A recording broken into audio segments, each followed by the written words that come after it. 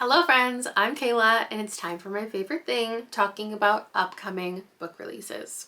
I had a different video planned for today, but then a whole bunch of covers got revealed and things in the past week that I just can't wait to tell you about if you haven't seen them already. And I'm learning about all of them with you potentially. I just added all of these to my Goodreads because the cover intrigued me, or the title, the author, and now we're gonna learn what they're all about together. I'm gonna start with the one that was just announced. I need to get out of the way. Today, this morning, a couple hours ago, Great Big Beautiful Life by Emily Henry. This is Emily Henry's sixth adult romance, and it's about two writers who are competing for the chance to tell the larger-than-life story of a woman with more than a couple of plot twists up her sleeve. So we have this is the one I did read the synopsis for because I had to for a different video. If you know, you know. But she is like famous. She's an heiress, a tabloid princess, and now we have two writers who are competing to tell her story, and they're being pit up against each other. I'm sure it's going to end up well and they're both going to get to like do it together. But I'd love to know what you think of the cover. I personally adore it. I think that it's the perfect addition to Emily Henry's color lineup that she's already come out with so far. This like red, orange, yellow. I'm very into it. Another one that was just revealed is The Man Made of Smoke by Alex North. This is an author I've read from once before and I didn't love, but I've been considering picking up something else. Maybe this is the moment. There's this cover that I don't love so much, and then this cover, which I like more. I don't think like I'm obsessed with either, but let me know your opinion. Neil Garvey can't move on from a thing he didn't do. Back when he was 12, he saw the body. He knew he needed help, but all he could do was hide. Now with a successful career as a criminal psychiatrist, Neil pours himself into his work, understanding the very darkest of human behavior, because despite what he saw that day, Neil knows there's no such thing as a monster. His father's disappeared. He needs to look into it. I don't, does that really give me something I desperately want to read? I don't know. With a Vengeance by Riley Sager. Haven't gotten the cover yet. Can't wait for the cover to be revealed for reasons. It's about 6 people on a train and one woman who wants to like get revenge against them. 4 men and 2 women associated with their father's train engine company who orchestrated an act of sabotage in 1942 that resulted in the death of 37 others, including her only brother, and framed her father for the crime. Okay, so Anna now needs revenge against these people. She's on an overnight train from New York to Chicago, and she's announced that she has proof of what they did, and that all 6 conspirators will be arrested when the train arrives in Chicago. Okay, that's simple. She's not like out to murder them all. At 8 p.m. the train departs, and by 10 p.m. one of the 6 has been murdered. But Anna isn't responsible for the killing, and there's no one else on the train. Someone else did it. We've got an insular mystery, a whodunit. I think it's going to be a good time. Riley Sager always entertains for me. Then we have The Listeners by Maggie Stiefvater. This one doesn't have a cover yet, and it's her first adult novel. Now, the reason I'm not probably going to pick this up, unless everybody reads it and convinces me I have to, is just because I don't like Maggie Stiefvater's books, with the exception of The Raven Cycle. I obviously adore that book, and everything else from her I have actively disliked. So I don't think it's a good idea for me to call this something anticipated. I want to read it, but I'm gonna hold off and see what everybody else thinks.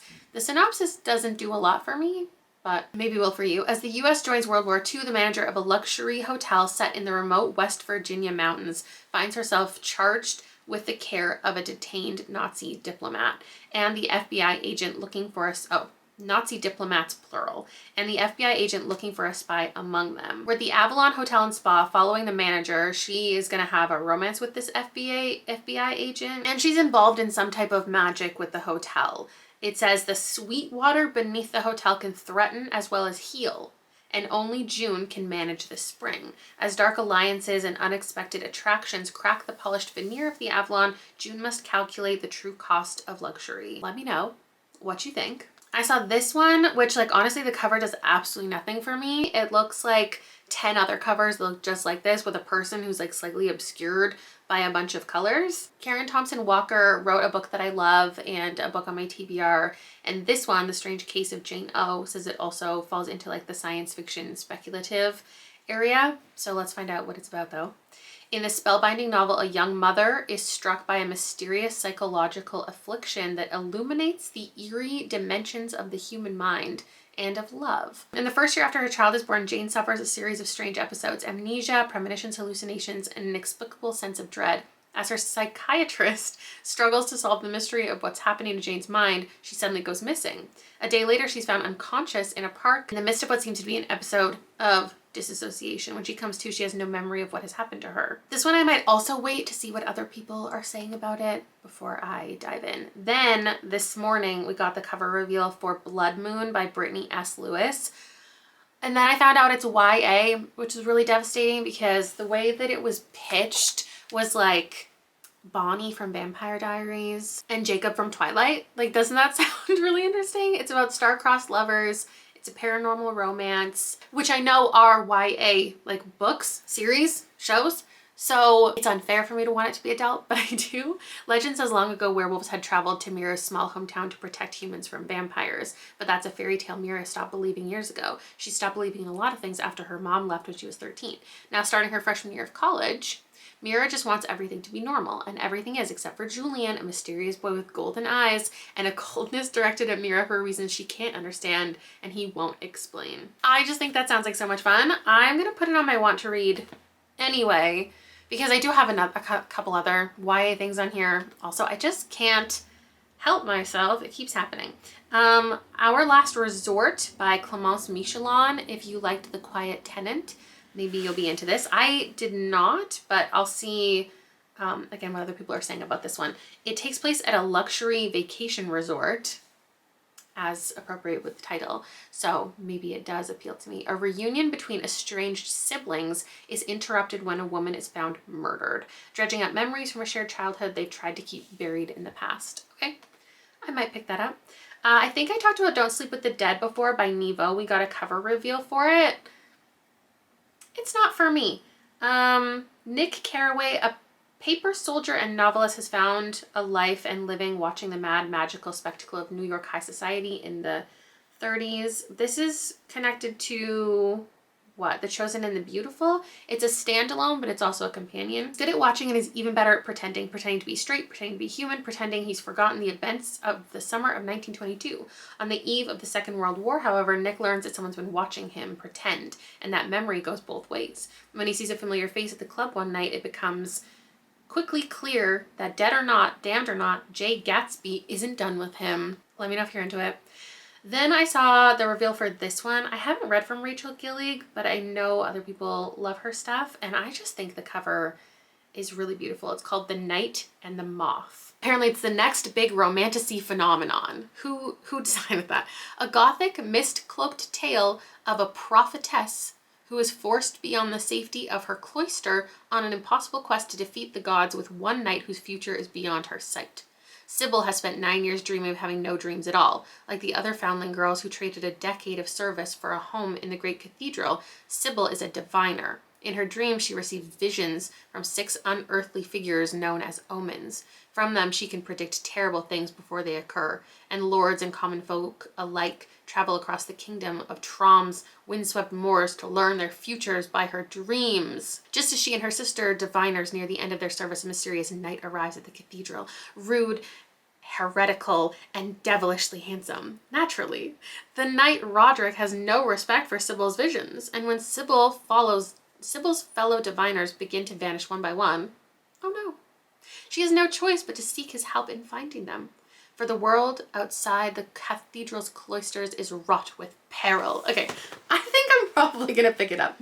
It sounds silly. This one took me by surprise. It's called The End of the World as We Know It, New Tales of Stephen King's The Stand. Like, sorry. What? It's an original short story anthology based on Stephen King's The Stand, which I love. I also haven't read since I was a teenager, so I'm gonna have to finally reread The Stand in order to read this anthology. There are like 20 horror authors listed here, including Tananarive Due, Gabino Iglesias, Sarah Langan, Haley Piper, Catherine M. Valenti, Katrina Ward, Chuck Wendig, Nat Cassidy, V. Castro, S. Cosby. Some people I love, Some people, I don't know, 800 pages of short stories all within like the universe of The Stand. That sounds so crazy. This isn't something I could have like ever even imagined existing. So I think it's very cool. I like the cover. I can't believe this is gonna be a thing. I'm gonna have to make a whole video about it. Then I saw this cover that I love. Is it YA? I'm not sure, but it kind of looks like it. It's called The Thorns by Don Kurtigic, an author that I've read and enjoyed before. In this hauntingly twisted tale, an author, love books about authors and writers, an author reconnects with an old boarding school friend, forcing her to reckon with their shared past and the imaginary creature she thought they left behind. Interesting. Stacy is the dusty air, the cracked soil, the drought. To 14-year-old Bethany, she's everything. Abandoned by her mother at a remote African boarding school, Bethany will do anything to stay in Stacy's good graces, and that means learning the rules of each twisted game. 17 years later, Bethany is a best-selling author. Disabled now, she can't remember what happened back in the bush, but there's no mistaking Stacy's name in her inbox. The email brings Bethany's childhood rushing back. The Glass Man was just a story that the Thorns invented, a game of wits, but every game has its rules and consequences for breaking them. To stay alive this round, Bethany needs to play right into Stacy's hands. Okay, the horrifying world of adolescent abuse, controlling friendships, and blinding obsession. That synopsis took me on a bit of a roller coaster. I'm not sure now if I want to read it as much as when I just saw the cover. I am intrigued. This cover I just added because it looked like I'm a sucker for an ocean water cover. It's called Twist by Colum McCann. And now we'll find out what it is. A propulsive novel of rapture and repair in the digital age, delving into a hidden world deep under the ocean. Like literally under the ocean? Anthony blah blah blah, an Irish journalist and playwright, is assigned to cover the underwater cables that carry the world's information. Okay. The sum of human existence. Words, images, transactions, memes, voices, viruses travel through the tiny fiber optic tubes, but sometimes the tubes break at an unfathomable depth. Okay. His journey brings him to the west coast of Africa, where he uncovers a story about the raw human labor behind the dazzling veneer of the technological world. He meets a fellow Irishman, the chief of mission on a cable repair ship. The mysterious Conway is a skilled engineer and a free diver capable of reaching extraordinary depths. When the ship is sent up the coast to repair a series of major underwater breaks, both men learn that the very cables they seek to fix carry the news that may cause their lives to unravel. At sea, they're forced to confront the most elemental questions of life, love, absence, belonging, and the perils of our severed connections. Can we, in our fractured world, reweave ourselves out of the thin, broken threads of our past? Can the ruptured things awaken us from our despair? Okay, this sounds like it could be like a really epic novel. It's only 256 pages. I think I'll read it. This title intrigued me, The Dream Hotel by Layla Lalami, but let's find out if it actually sounds interesting. It's a riveting and utterly original novel about one woman's fight for freedom set in a near future where even dreams are under surveillance. Oh my God, Sarah's just landed at LAX returning home from a conference abroad when agents from the Risk Assessment Administration pull her aside and inform her she will soon commit a crime. What? Using data from her dreams, the RAA's algorithm has determined she is at imminent risk of harming the person she loves, her husband. For his safety, she must be kept under observation for 21 days. The agents transfer Sarah to a retention center where she's held with other dreamers, all of them women trying to prove their innocence from different crimes. The commentary here sounds very intriguing. I do think I might pick that up. Then one of my favorite covers ever, of course it's a YA one, of course it's from an author I've only liked once, but I've read 3 other books and didn't like them as much. And now I have to pick up Kill Creatures. Because like, what? This is so pretty. It's Rory Power, and I've definitely read this synopsis to you before. Last year, Nan's 3 best friends ventured into the canyons near their small town and never returned. Now one of them is back and Nan can't believe it because she's the one who killed them. I have to read it against my better judgment. This one doesn't even sound like something that I should read.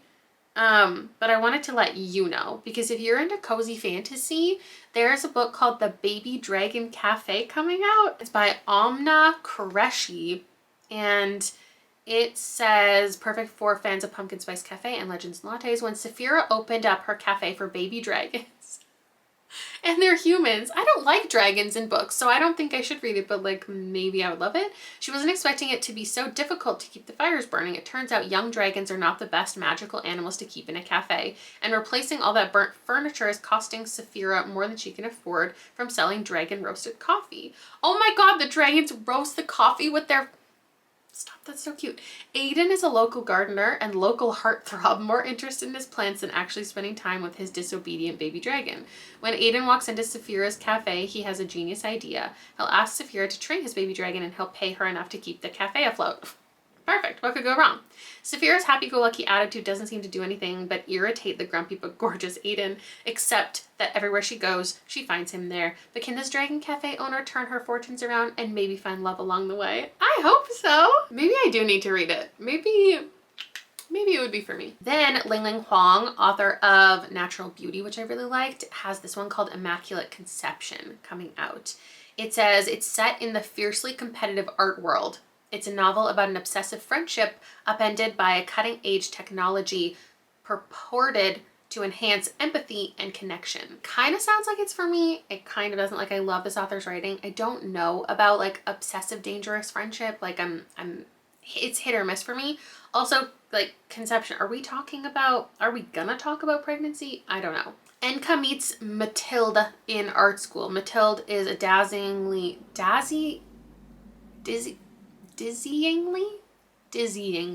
talented yet tortured artist whose star is on the rise, and Enka, struggling to make art that feels original, is immediately drawn to her. The two strike up an intense bond that soon turns codependent. One of them marries a billionaire, and there's unconventional technology that they are buying into. It definitely navigates big questions of art, technology, authorship, and what makes us human.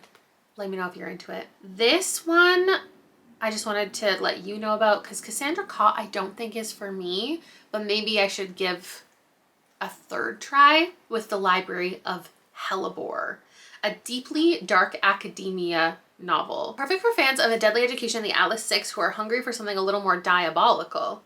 Okay. The Hellebore Technical Institute for the Gifted is the premier academy for the dangerously, the Antichrist and the Ragnaroks, the World Eaters and the Apocalypse Makers. There was some commas missing, sorry. Hellebore promises redemption, acceptance, and a normal life after graduation. At least that's what Alessa Lee is told when she's kidnapped and forcibly enrolled. But there's more to Hellebore than meets the eye. On graduation day, the faculty goes on a ravenous rampage, feasting on Alessa's class. Only Alessa and a group of her classmates escape the carnage. Trapped in the school's library, they must offer a human sacrifice every night or else the faculty will break down the door and kill everyone. That's crazy. Should I read it? Tick yes or no in the comments. Then Kevin Wilson has something new coming up called Run for the Hills. I don't like road trip stories, but I do like Kevin Wilson. What is a girl to do? An unexpected road trip across America brings a family together in this raucous, is that the word? And moving new novel. Ever since her dad left them 20 years ago, it's been Madeline Hill and her mom on their farm in Tennessee. While she sometimes admits it's a bit lonely and less exciting life than what she imagined for herself, it's mostly okay.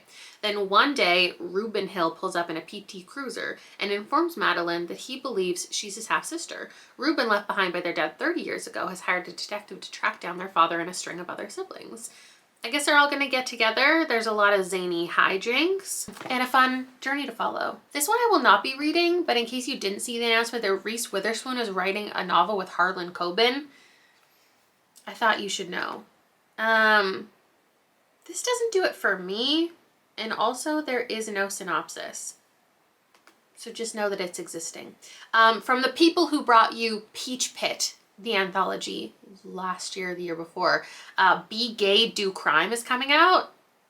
I'm obsessed. I'm obsessed with the cover and the title, and I think it's going to be for me. In 16 brilliant, wild-eyed stories, Be Gay, Do Crime delivers a celebration and reckoning of why queer people turn to crime, be it unintentionally, as a means of survival, as protests, as rescue, or to right injustices big and small. Adeline Grace has her debut adult novel coming out. I don't see any information on Goodreads about it, but I originally saw it on Instagram.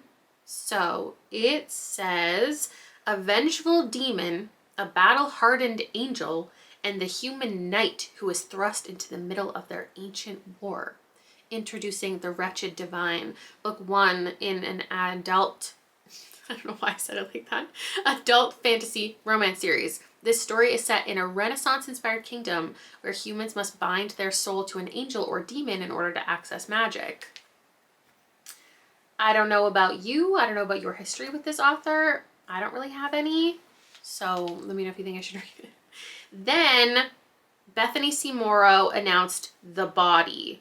It is a subversive supernatural horror novel. When a series of bizarre and hostile attacks plague her family, a church-raised woman with a difficult past will unleash her true self to end the escalating violence. But sometimes people don't break free, they just break.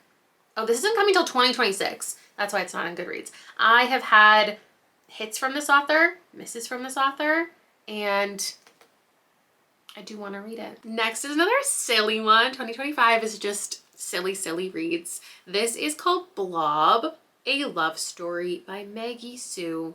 It says, a hilarious and moving debut novel about a young woman who decides to turn a sentient blob into her perfect boyfriend.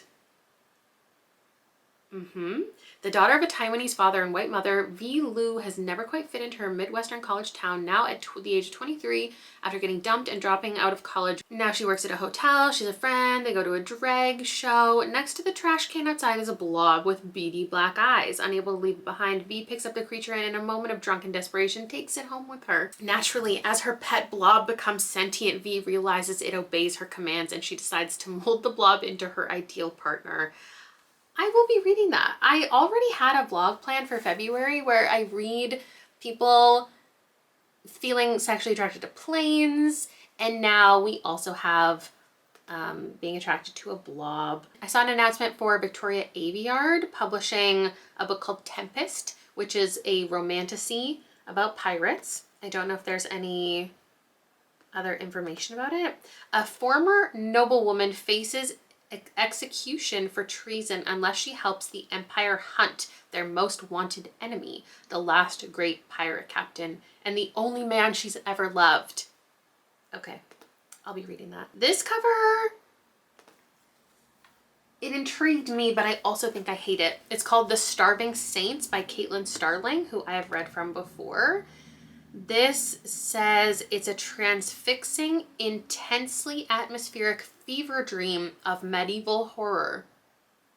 So, Aemon Castle has been under siege for 6 months. Food is running low and there's been no sign of rescue. But just as the survivors consider deliberately thinning their numbers, the castle's stores are replenished, the sick are healed, and the divine figures of the Constant Lady and her saints have arrived, despite the barricaded gates. Soon the entire castle is under the sway of their saviors, partaking in intoxicating feasts of terrible origin.